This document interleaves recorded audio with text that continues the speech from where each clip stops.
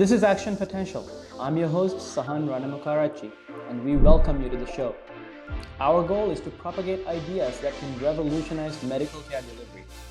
Join us on a transformative journey as we amplify the voices of thought leaders, explore the cutting edge of remote physiological monitoring, and ignite a wave of positive change. Hello, everyone. Welcome to podcast number 4 for the Action Potential podcast. I'm your host, Sahan Ranamukarachi, and I'm joined by Dr. Craig Beavers today. Craig, thank you for joining us. Welcome to the show. Thank you for having me. I'm excited to be here to talk about all the intersects that we can have potential with this adventure you're on. So. Yeah, thank you very much.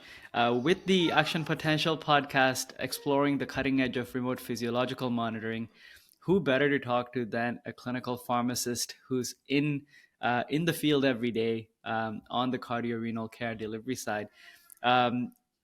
Craig has been the former chair of the American College of Cardiology. He's a professor at University of Kentucky College of Pharmacy.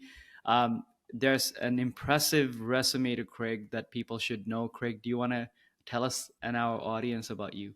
Yeah, sure. I'm humbled that you say that, but I'm a cardiovascular clinical pharmacist who has alluded to, who worked closely with the American College of Cardiology and the American Heart Association and the American College of Clinical Pharmacy, as to name a few, but have worked in both the clinical space and research in terms of implementation science and looking at how do we get patients to be on therapies and be consistent with therapies and adherent to therapies that we know that are important in a crowded market, whether it be addressing polypharmacy or the sequelae of polypharmacy, such as adverse drug events, but also knowing, for example, in heart failure, which is a space that I work pretty closely in, or in cardio-oncology, how do we make sure that patients are able to tolerate the guideline-directed medical therapy and do that safely? Because we know that there's mortality and quality of life benefits if we are able to do that. Yeah, lots to dig into there, Craig. How did you end up becoming a clinical pharmacist? What were some of the early influences, early drivers that guided you to make that decision? And along the way, as you learned more information, how did you get more and more focused on heart failure, cardio-oncology? Sure. Yeah. So I was always wanted to be a pharmacist, and I don't know where that came from because I did not have anybody in my family that was a pharmacist or related to that nature to the medical field. And so funny, when I went to pharmacy school, like I felt like everybody in my class had like their parents owned a pharmacy or their grandparents owned a pharmacy or something related to that. And I'm like, why? I'm none of those. But I knew I liked the medical field and chemistry and science and that process. So I wanted to do something in that field, and that's how I landed on pharmacy. But then throughout my training and education, I realized how much more there was to the field of pharmacy and pharmacology beyond what traditionally people think of as community-based pharmacy or working out, in your community or owning a store, a shop, or whatever that may be. And really, there's a lot of roles in terms of research, in terms of hospital-based and clinical-based and activities. And so as I progressed through my professional schooling years in the College of Pharmacy, I learned about different options and really chose that I wanted to do clinical pharmacy. But then on a more personal note, my family suffered a lot of issues related to cardiovascular disease. I had a dad who had complications to uncontrolled hypertension, and it really became a struggle for all of us and personally. And so that's where my passion and love about cardiovascular disease came into play, is really trying to prevent the same adventure that happened to myself and my family from occurring, and really educating and being passionate about managing and treating patients. And through that, you get exposed to a variety of different cardiovascular disease states. And obviously, because heart failure does have a lot of pharmacotherapy involved, that's kind of how I ended up in that trajectory. And of course, the nice thing, and as you get into that space, there's a lot of overlap with kidney disease, there's a lot of overlap with diabetes, there's overlap with oncology. And so then you really get to field into other areas. And then clearly there's an ischemic component, so patients that have heart attack, et cetera. So there's a nice overlap, but because it is so pharmacotherapy focused, there's a lot of drug therapies and comorbidities. It makes a great field for a pharmacist. Yeah, you mentioned the polychronic aspect of it. You must be seeing such complex patients all across the board because of all those comorbidities that you mentioned. And what I'm particularly interested in is a lot of the therapies that are used to treat a lot of those conditions are quite common. So, like as a clinical pharmacist, where do you practice? Like, what's a day in the life of Dr. Sure. Craig Beavers, and who do you interact with in order to provide that polypharmacy to a lot of these patients who have very complex polychronic conditions? Yeah, and to your point about being complex polychronic conditions, it really does take a team to do these things, and I'm very pro based of around the concept of team based care. It takes our physician colleagues, both cardiologists and or their primary care physician or whoever else that is interacting depending on their disease state to manage these patients. And then we're working with advanced nursing staff or advanced practice nurses or physician assistants or our clinic nurses, our technicians, etc. And so we really do work closely to optimize the patient and do things that are important. And so obviously my role is how do we make sure they maintain and stay on their drug therapy, and that can be you know avoidance of side effects, getting them to the right dose, making sure they can afford it. Of course, I'm based in the United States. We do not have universal health care. There's different challenges that we have to work through from that standpoint. And so how do we put all those things and combine and working in the team-based capacity? So typically our day is a team-based clinic, and depending on what the patient's there for, if they're there for med titration, it's primarily me that's running that process. Even if it's not, we're still interviewing the patient, providing education and support where needed, because the patient may need, patient assistance in terms of getting their medications afforded, or we may need to talk to their nephrologist because we are wanting to start a therapy that, will help their kidneys, but their kidney function has been fluctuating and questionable, and making them feel comfortable with the plan that we have in place from that standpoint. So really it is a team-based effort. And then part of that is also connecting back to, if who their primary care is and educating them what our plan is. And then I feel the onus to also talk to their community-based pharmacists and partner with them, because a lot of times that's where med errors can occur because they don't realize that we've stopped therapy or changed therapy, or we want to make sure that there's a clear plan and that everybody is in agreement so that the patient is successful when they leave. And then of course, part of my day in life is figuring out ways to do that on a larger scale, and working with groups across the country to do that, and look at adherence and implementation, and how do we make the system better for folks. Your involvement in groups like the American College of Cardiology, what's the impact that you strive to achieve through participating in those type of groups? Is it more towards uh, figuring out best practices in certain kind of uh, populations within cardiovascular disease? Can you tell us a little Sure. bit about how you translate your clinical work on a daily basis to the work that you do with these groups that have much broader reach? Yeah, no, I think the beauty of clinical work and being engaged in a process or a system is you identify where there are challenges and struggle. Everybody has their social determinants of health that we're working through. We're working through complexity of regimens, the healthcare delivery system, whatever that may be. And I think the connection and networking you have with these organizations allows you to meet other people who are doing similar things, and then create a unified voice to help solve the problem, whether that be research or patient advocacy or education or even governmental change, right? And determining, okay, here's the things that we constantly run into. I think a great example in the United States related to our insurance structure, for example, is prior authorizations and prior authorization of forms, so that people are not having to wait or have to go through the process or being denied access to therapies from that standpoint. But even to the point of just understanding, do medication adherence devices work? Or, for example, the hesitancy, related to what we're talking about here today, the hesitancy of doing guideline directed medical therapy and getting patients on there is, how do we know that it's safe and that they can get lab monitoring and follow up with it and meet the titration parameters? And so what what are the solutions that we have or that we need to be able to remove those barriers. Could you? We definitely need to dig into that. Could you tell us a little bit about the guidelines for heart failure that kind of extends into chronic kidney disease? To your point, the polypharmacy aspect is super interesting in that there are so many therapies already available.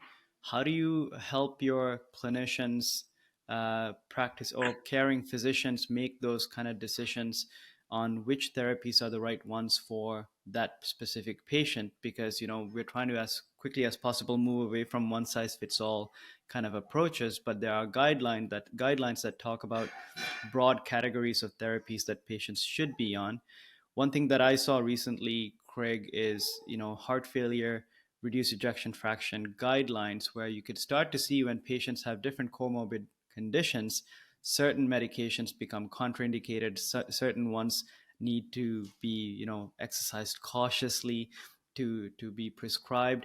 It becomes very complex. So can you tell us a little bit about the classes of therapies that are part of guidelines to start off, Yeah. and which ones are particularly challenging to titrate as we get concomitant kidney disease in heart failure patients? Sure. No, very Maybe good. as an example. And to even answer that question, I'm going to back up a step and even talk about, there's various different types of heart failure, and how we arrive at what is the reason that the patient has heart failure to begin with, is very, heart failure is a syndrome. Essentially, it's where the body can't meet the metabolic supply, or excuse me, the body can't meet the metabolic demand of its needs because the heart is not pumping effectively or efficiently. Either the either due ischemia, or the ventricle can't contract very well, whatever. There's a variety of different reasons. There's lots of different comorbid disease states that can contribute to that, or reasons that the patient is having those issues. And so that's part of it as well. So it could be they've had a heart attack, or they're not perfusing well, or they have kidney disease, or they have diabetes that's causing these issues, et cetera, at hand.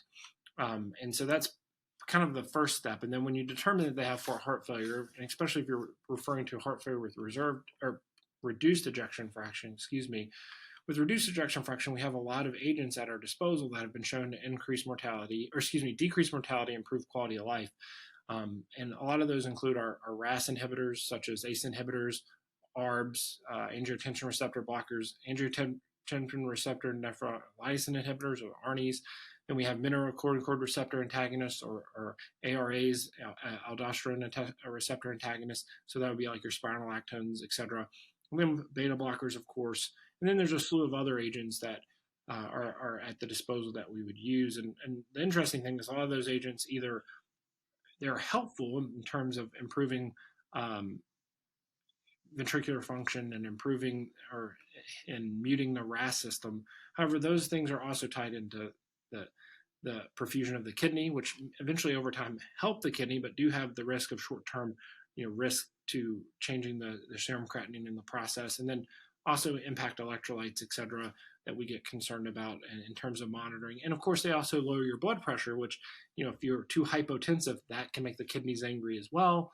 And so you really have to really understand the hemodynamics of the patient. Every patient is different, and understanding what's going on with them and how you're going to add therapies and adjust therapies. And then, of course, the other new set of agents that we add are the SGLT2 inhibitors, which are also renal protective, but that's additional therapies on there that we use to monitor, and in theory should have a renal benefit. So, but you have to take that also in the construct that has alluded to the original point. They have other disease states and comorbidities, and so you have to manage the disease state around with those. So you have other drugs that may be doing similar things or causing similar problems, or they may have acute indications like they get sick and an infection. You have to manage that, and there may be something that messes their kidneys up there, or causes hyperkalemia, or something to that nature. So, there's all these things are at hand that you're working through, and so it goes back to the patient complexity. So we have sets of medications that are guideline recommended, and we should try and strive to get those agents on, but it's how do you do it in a manner that is safe and effective, given that they are going to be helpful in the long term, but they have short-term sequelae or adverse events, etc. Craig, in listing those medications, the ACEs, ARBs, ARNIs, MRAs, SGLT2s, beta blockers. Basically, those are kind of the classes of medications that you're dealing with. And if you double click into any of them, there's probably a whole host of medications options that you as a clinical pharmacist have to prescribe these to heart failure patients. And if they are now diabetic or they have other kind of conditions, they probably have a whole host of medications such as insulin that they're taking on top of that. You mentioned needing to watch patients, particularly from a monitoring standpoint, to understand how to make therapy decisions. How do patients feel about taking all of these different types of medications, and what kind of support do they need to be convinced that those individual medications all collectively help their disease state to live a better life? Yeah, so and to the point, I neglected to mention even things that we use to manage symptoms like diuretics, which also impact electrolytes and kidney function. And then, of course, sometimes patients get put on digoxin and so forth, which also has concerns about electrolytes and kidney function and those types of things. And there's other agents too, but I think the big thing is they want to know that clearly what the impact is in improving their life and quality of life, but how are we eliminating, the risk of adverse effects, because you are doing a lot of concomitant therapy, you are adding additional agents, they're taking multiple drugs, and how do we know we're not going to make them inadvertently feel worse or go in a different direction, because they already may feel bad, or they get used to us having to diurese them, and they want to know, how do we know we're not being too aggressive diuresing them, right? And what does that look like? And so I think it's being able to monitor and provide that peace of mind. But we know that the quicker and earlier we get them on these therapies, the better off they'll be. And if they can maintain these therapies, the better off they'll be. And so it's really providing that peace of mind that it's okay, we're watching you, we see what's going on with your labs, that we can either make this titration or your dose is stable, and just give it some time and you'll feel good from that standpoint. Or if they do have a decompensation for whatever reason, we're able to adjust that down and keep them on something versus taking them completely off. Because more often than not, if you stop a therapy, it is harder to get it back on board for a variety of different reasons. And so that's really where the importance of monitoring and having that trust there to help make that titration be a part of it. Now, of course, there's other factors as well, as I alluded to, cost and the process and the polypharmacy, et cetera. But I mean, that's a big component of it. So then you mentioned previously about medication failures in the community pharmacy. Um, is that also part of patients coming back with different kind of symptoms due to the polypharmacy that they're taking? What are some of the reasons for that? Because from where you work, you have this whole host of tools that you use to then say this patient has X, Y, and Z conditions, and these therapies, if we can get them on it and maintain them on it, would have the best life longevity benefits for the patient. But then they don't necessarily always stay under your wing in the setting that you're in. And once they go out into the community, someone else is responsible for maintaining, support to the patient. And how do you make sure that some of those medication failures that happen in the community don't necessarily happen? And how do you make sure the patient is empowered to continue on that journey and trust in the process?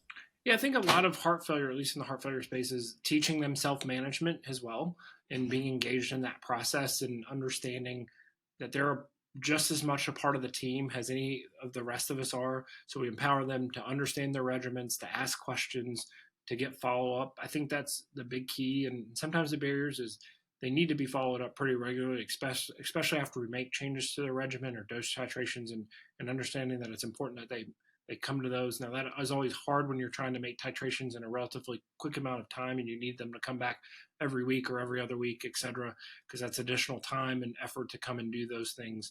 But it's an important part of the component. Are those related to more testing, Craig? Yeah, so and generally you would have them come up? and get serum creatinine, BNP, CBC, BNP, pro-NT, BNP every couple of weeks as we monitor, in addition to doing vitals and that standpoint, especially during the up titration phase. And then, of course, anytime there's a change in their clinical status, if they decompensated or got ill or something related to that, you'd want to check or assess those things from that standpoint. But really, when you're trying to add therapies or titrate therapies and get them on board, you want to do it in a safe and effective manner, make sure that things are going smoothly. And then obviously periodically checking in with the patient to make sure they're not going in either one of the directions. Or for example, if you had to diurese them, or, sometimes patients also do things like they'll change their diet habits for the good, for example. And they'll be like, okay, well, I'm going to cut out salt, but I'm going to substitute it with a potassium salt-based substitute. Well, that's great, but that's also additional potassium, for example, that you're adding to your diet that we need to be aware of at that particular juncture. How does that impact? Because we don't want to put you too high of a risk from that standpoint. Mm-hmm. So you mentioned creatinine, BNP, electrolytes in the past as being big concerns on side effects. What do you do now? Especially, do most of your patients live with easy access to labs? How does that really work? Yeah, so really it depends on the scenario. Either they're coming back to the clinic or the facility to get labs drawn or around the time of their appointment, and either getting drawn in the clinic or via telemedicine or health or a lab that's close to them. But that's occurring during, like I said, during that titration phase pretty regularly or very quickly, or if they're transitioning out after discharge from that standpoint. And then obviously, again, periodically if they're stable or not stable.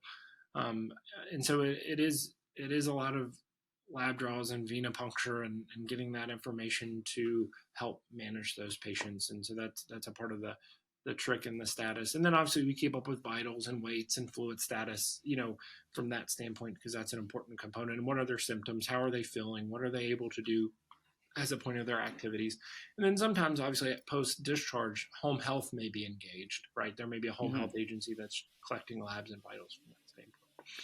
If you think about the future a little bit, Craig, what are some of the things that you think we're doing well that you'd like to do, that you'd like to bring, into other areas in monitoring your patients and empowering your patients? Having the ability for the patient to be monitored without much effort from them would be huge, because then we could adjust therapies, see what they're doing, track their progress. They wouldn't have to make additional trips or returns or visits or get acupunctures or do whatever that may be. So a non-invasive way of, and it being minimally invasive that they don't realize it's happening, right, would be great.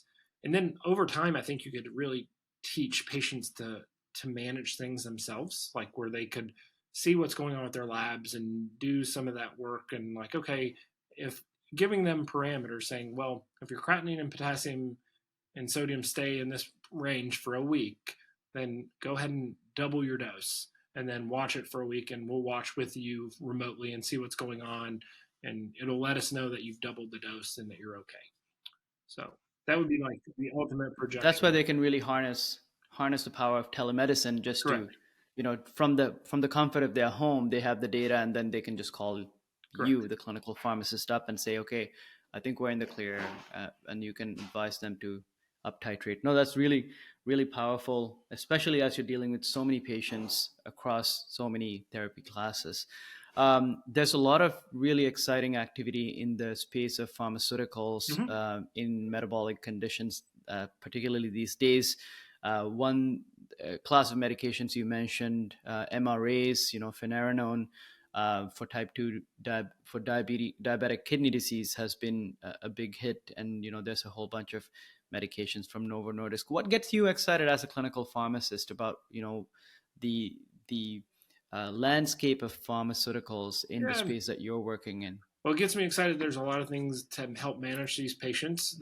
That's great, good news and bad news. It's good news because there's a lot of options and a lot of things that are helpful for our patients. It's bad news because sometimes it comes at the cost of more agents. But, in terms of innovation, I think the ability to monitor folks is getting better. I think people are really progressing to what is it like to manage these types of patients at home versus in a hospital-based setting. And then there's novel agents, like there's a subcutaneous furosemide product that is out, or Lasix product that allows people to be able to get diuresis from home where they don't necessarily have to come to the hospital to get diuresis. And so that opens up the door to be able to manage patients at home. However, that comes with the need for monitoring and safety and those types of things. So I think there's just a lot of exciting and opportunities to really get patients to be able to be managed in an environment that is better for their quality of life. Meaning, because when they come to the hospital, we wake them up. You know, they don't get to walk around. They're not in their own environment. It's better for them to recover or be at their own environment for those things. Yeah. That's excellent. Lots more to uncover on this topic of pharmacy and clinical pharmacy across heart failure, chronic kidney disease, diabetes, and all conditions that And you're it's all important because they involved all in. overlap and they're all interacting They with each all other, overlap. and so it's all this is important in all domains. So Yeah, exactly. And it's always really exciting to hear about the team-based care approaches, because as you think about all these patients who have multiple comorbid conditions that are all very complex on their own right, but then they probably add more complexity to the care that needs to be provided. Um, you know, having a team-based approach where specialists actually work together with polypharmacy in a central position probably is an exciting yeah, piece and to we work didn't on even get moving into forward. the landscape that a lot of these patients have other. We talked about other disease states, but even other cardiac diseases that AFib and other things that intertwine with them, and they all have their Yeah, own challenges, and a lot of them electrolyte or serum creatinine related, etc. And so it really is. It's important to have that awareness and engagement. So yeah. And starting to look at patients from a holistic perspective, because you could be on all the right medications but life happens, correct. and little like lifestyle events can also trigger them. So it's a very complex